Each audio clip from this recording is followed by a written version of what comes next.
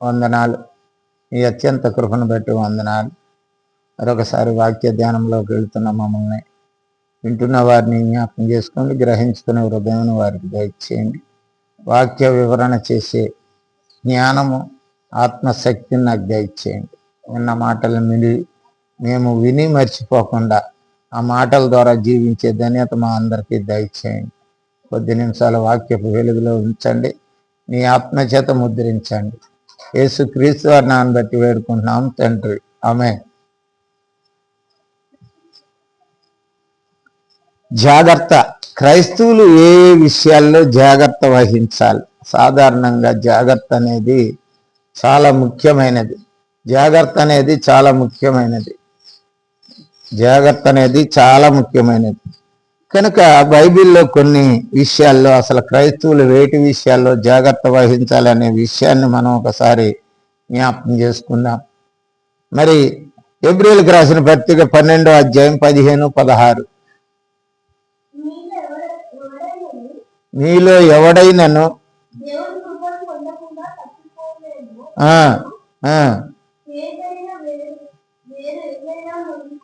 తేజైన వేరు ఏదైనా మొలిచి కలవరపడుట వలన అనేకులు అపవిత్రులై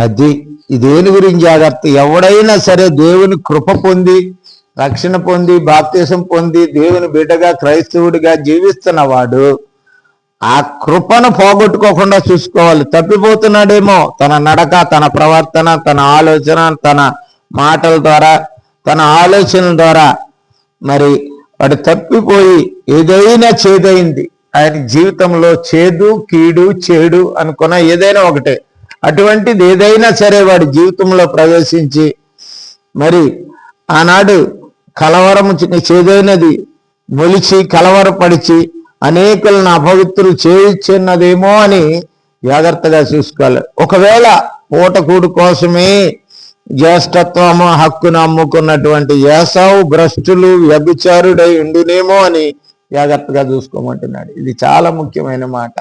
చాలా మంది తిండి కోసం, మరి ఈ లోక ఆస్తి కోసం, ఈ లోక స్థితుల కోసం యేసుక్రీస్తును మరి దేవునిగా మరి నమ్మి కూడా అనేక మంది కలవర పెట్టే విషయాల్లో మరి లోనే కలవరానికి చేదైనది ఆలోచన కానీ, మాట కానీ, తలంపు కానీ వారి జీవితాల్లో చేరి మరి వారి జీవితాన్ని, ఆత్మీయ జీవితాన్ని నాశనం చేస్తారు. మరి ఎంతో వినయముగా ఉంటున్నటువంటి యోషావు కూడా తన జీవితంలో ఒక పూట కూడికి ఆగలేక, కడుపు కొరకు ఆగలేక వాడు ఏం చేశాడంటే తన జ్యేష్ఠత్వ హక్కును తన సహోదరుడైనటువంటి యాకోబుకు చిక్కుడుకాయల కూర కోసం అమ్మేశాడు. ఇంత భ్రష్టుడు ఎవరైనా? ఈ రోజుని నీవు నేను కూడా ప్రభు అయిన యేసుక్రీస్తు తన కుమారుడైన యేసుక్రీస్తు ద్వారా నీకు నాకు జ్యేష్ఠత్వం అప్పించాడు. నువ్వు నేను జ్యేష్ఠుడైనటువంటి యేసుక్రీస్తుకు సహోదరులుగా చేయబడ్డాం. జ్యేష్ఠత్వం పొందిన మనము దాన్ని పాడు చేసుకుంటున్నామంటే నీవు నాశనానికే వెళ్ళిపోతావు. కనుక ఒక్క పూట తిండి కోసమో, ఒక లోక సంబంధమైన అస్థిరమైనటువంటి ధనము కోసమో, అస్థిరమైన పదవి కోసమో, ఈ లోక జీవితం కోసమో మరి ఆ యొక్క కృపను పోగొట్టుకున్నట్లయితే, దేవుడిస్తున్నటువంటి కృపను, ఆశీర్వాదాన్ని, దీవెనను పోగొట్టుకున్నట్లయితే మరి నీ జీవితంలో యెషావుల జీవితం లాంటిది ఏమన్నా ఉన్నాయా? తండ్రి నీ దగ్గర ఆశీర్వాదాలు ఏమీ లేవురా ప్రభు, నువ్వు జాగ్రత్తగా చూసుకోలేదు, అయిపోయినాయి అన్నీ. యేసుప్రభు అన్నాడు, వాళ్ళు వచ్చారు, అప్పటి వరకు లేవు, అప్పటి వరకు లేని స్థితిలో దివిటీల్లో నూనె వేసుకుని పరిగెత్తుకొచ్చేటప్పటికి మరి తలుపు మూయబడ్డది. వచ్చి అయ్యా మేము వచ్చాం, తలుపు తీయి. ఎవరు మీరు? నేను ఎరుగనంటాడు. ప్రియ సహోదరి, ఒకరోజు నీ జీవితంలో, నా జీవితంలో అటువంటి స్థితి వస్తుందేమో, జాగ్రత్తగా చూసుకో. ఎట్లాంటిది చేదైన ఆలోచన నీ జీవితంలో మొలిసిందేమో, చేదైన మాటలు, చేదైనటువంటి తత్వం నీలో మొలిసిందేమో. కడుపు కూటికి అమ్ముకునే నీ యొక్క జ్యేష్ఠత్వం అమ్ముకునే యాసావు లాంటి బుద్ధి నీ జీవితంలో కూడా వస్తుందేమో. దేవుని కృపను కోల్పోతున్నావేమో, జాగ్రత్తగా చూసుకోమంటున్నాడు. ప్రియ సహోదరి, ఆ జాగ్రత్త పోగొట్టుకున్నట్లయితే నీ జీవితంలో, నా జీవితంలో మనం ఏమీ చేయలేం. అందుకే ప్రభు హెచ్చరిస్తున్నాడు హెబ్రీ గ్రంథకర్త ద్వారా, ఏసావు లాంటి మరి స్థితి నీకున్నట్లయితే వ్యభిచారి అయినను అన్నాడు. వ్యభిచారి అయినాను అంటే అర్థం ఏంటో తెలుసా? దేవుని నమ్ముకుని లోకంలో జీవించే వ్యభిచారి. దేవుని నమ్ముకున్నవాడు లోకంలో జీవించితే వ్యభిచారి అవుతాడు. దేవుని మాట మీద, దేవుని ఆజ్ఞల ప్రకారం జీవించవలసిన వాడు లోకానుసారమైన జీవితం జీవించటమే వ్యభిచారి లక్షణము. అందుకే వ్యభిచారి ఎవడైనా ఉన్నాడేమో జాగ్రత్తగా చూసుకోండి అంటున్నాడు. మనకు మనం పరీక్షించుకోవాలి. చూడండి, ఇంకో మాట అంటాడు హెబ్రీయులకు రాసిన పత్రిక 2వ అధ్యాయం 1వ వచనంలో,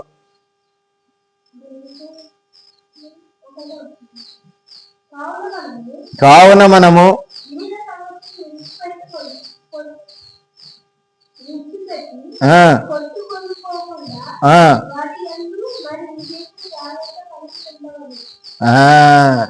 కనుక విన్న మాటలు విని మర్చిపోయి మోసపోకూడదు అనమాట. కనుక అటువంటి మాటలు విని మరి విశేషముగా హెబ్రీయులకు రాసిన పత్రిక 2వ అధ్యాయము ఎంత 2:1 ఏమంటాడంటే, హెబ్రీయులకు రాసిన పత్రిక 2వ అధ్యాయం 1వ వచనంలో, కావున మనము వినిన సంగతులు విడిచిపెట్టి కొట్టుకుపోకుండునట్లు వాటి యందు మరి విశేష జాగ్రత్త కలిగి ఉండవలెను.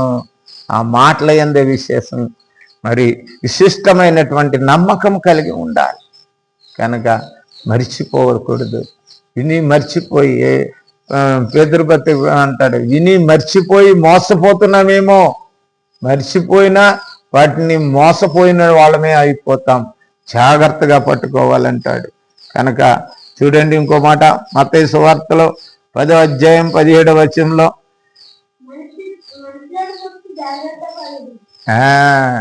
ఎవరి గురించి జాగ్రత్త పడాలి అంటే మనుషుల గురించి జాగ్రత్త పడడం అంటున్నాడు. మనుష్యులు చాలా విధాలుగా ఉన్నారు. కనుక నీవు దేవుని గురించి జాగ్రత్తగా ఉండాలి అంటే దేవునిలో మనుషుల మాటలు నమ్మొద్దు, మనుషుల పద్ధతుల ప్రకారం చేయవద్దు. మనుషుల్ని మరి జాగ్రత్తగా ఆలోచించి వారితో వెంబడించాలి. దేవుణ్ణి వెంబడించి వాడు మనుషుల లోకంలో, అందుకే 1వ కీర్తనలు అన్నాడు, మరి ఏమన్నాడు తెలుసా? దుష్టుల ఆలోచన చెప్పున నడవక, అపహాసకులు కూర్చుండు చోట కూర్చుండక. ఈ మనుషులైన వాళ్ళు దుష్టులు ఉన్నారు, అపహాసకులు ఉన్నారు. వారిని బట్టి జాగ్రత్త పడు. ఆత్మీయంగా ఎదగాలంటే, దేవుని కృప పొందాలంటే, దేవుని దీవెనలు పొందాలంటే, దేవుని కృపానుసారమైన జీవితం నీ జీవితంలో ఉండాలి అని అంటే నీవు మాత్రము ఈ లోక మనుషులను బట్టి జాగ్రత్తగా ఉండు. వారు అపహాసకులై ఉండాలి, లేకపోతే దుష్టులై ఉండాలి. మంచి వాళ్ళు చాలా తక్కువ.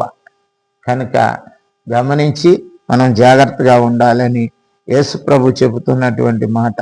యోబు గ్రంథంలో ఒక మాట ఉంటుంది 36:18.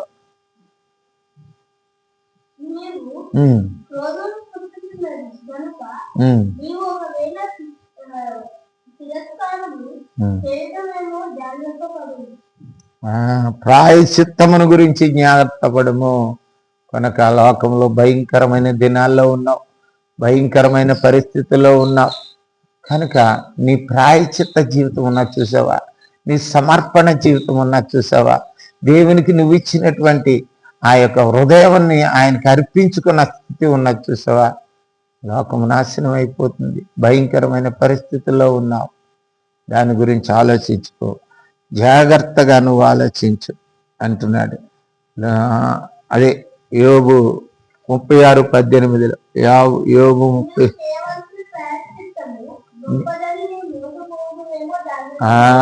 నువ్వు చేయు ప్రాయశ్చిత్తము గొప్పదనుకుని, సర్లే నేనేదో సరిగ్గానే చేసేస్తున్నాను, సరిగ్గానే జీవించేస్తున్నాను, సరిగ్గానే బ్రతుకుతున్నాను అనుకుంటున్నావేమో, కానీ గొప్పదని అనుకుంటే చాలా. మరి 36లో యోబు 36 అంతది 36:18 36:18లో ఆ మాటని చాలా జాగ్రత్తగా మనం గమనించాలి.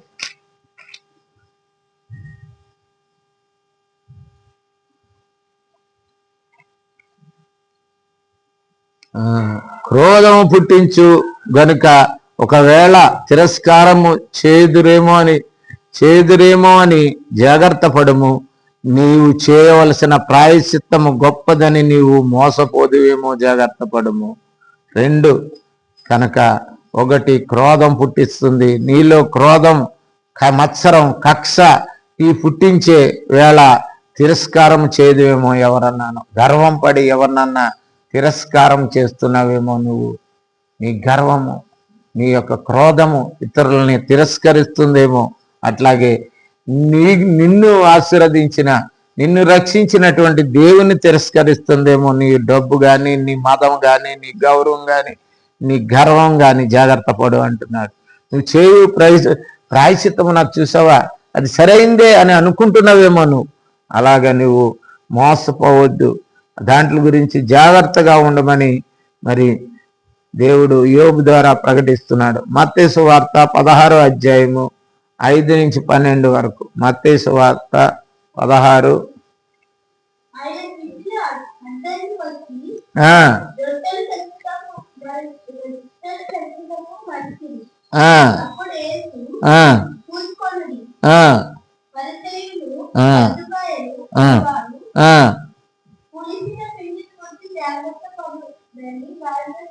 అది ఇక్కడ ఏమంటున్నాడు తెలుసా?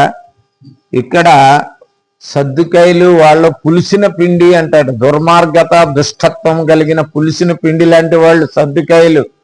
అట్లాగే సద్దుకాయలే కాదు, పరిచయులు కూడా అంతే, పాతుకుపోయారు. దేవుని రాజ్యంలో బలవంతంగా ఈ రోజు వరకు అనేక మంది సొరబడ్డారు.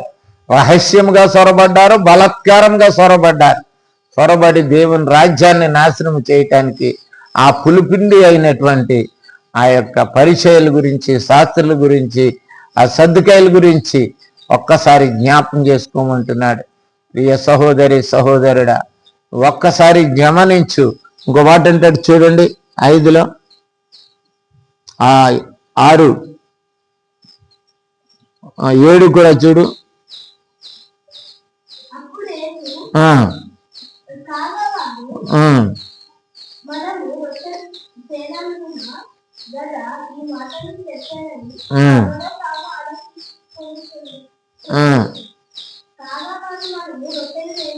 పన్నెండు చూడు, 12 అప్పుడు రొట్టెలు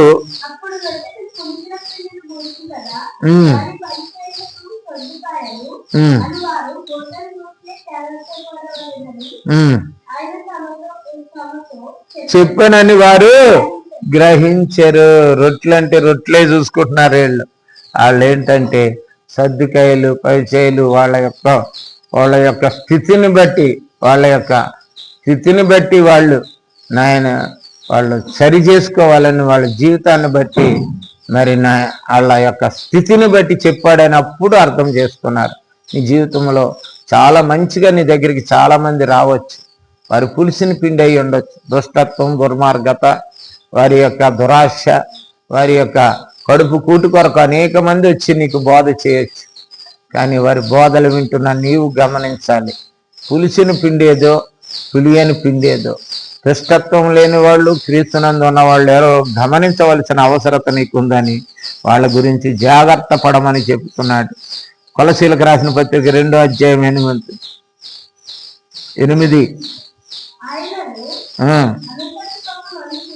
అనుసరింపక మనుషులు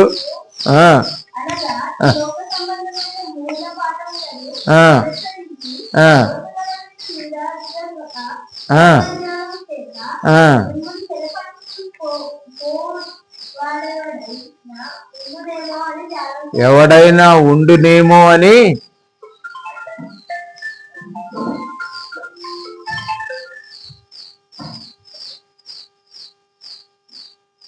జాగ్రత్త పడము అంటున్నాడు. ఎవరైనా ఉండునేమో అని 2:8